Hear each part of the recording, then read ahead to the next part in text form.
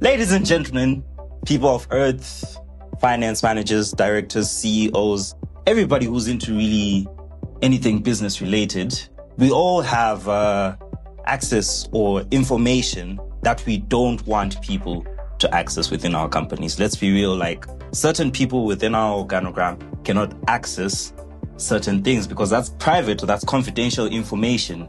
Payroll, for example, a regular employee, let's say maybe an entry-level employee, should not be accessing other people's payroll information. That's very private information. We don't want that. We don't want that. But then finance managers, they can have access to everything. CEOs, they can have access to everything because they need all the visibility within the company.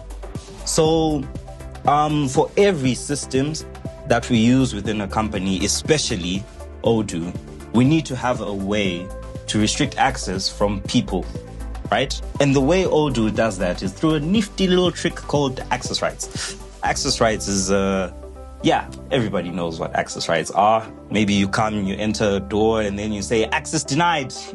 That's a simple example of an access right. But how Odoo does that is in a very simple way.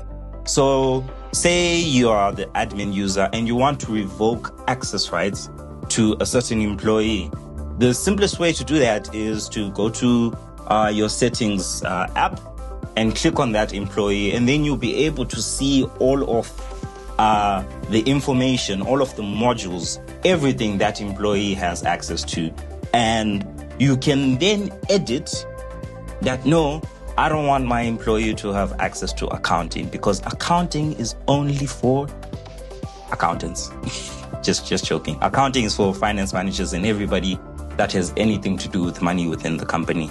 A regular employee cannot have access to our bank accounts. A regular employee cannot see how much stock we have. A regular employee cannot see other people's payroll information. That's what we talk about when we talk about access rights. So here, as you can see on the settings page, under the John Doe employee, he has access to everything, but we don't want that. We genuinely don't want that. So I can revoke his access to accounting. If I want to revoke it completely such that he doesn't see anything, I just click that blank thing and then he doesn't have access to accounting anymore.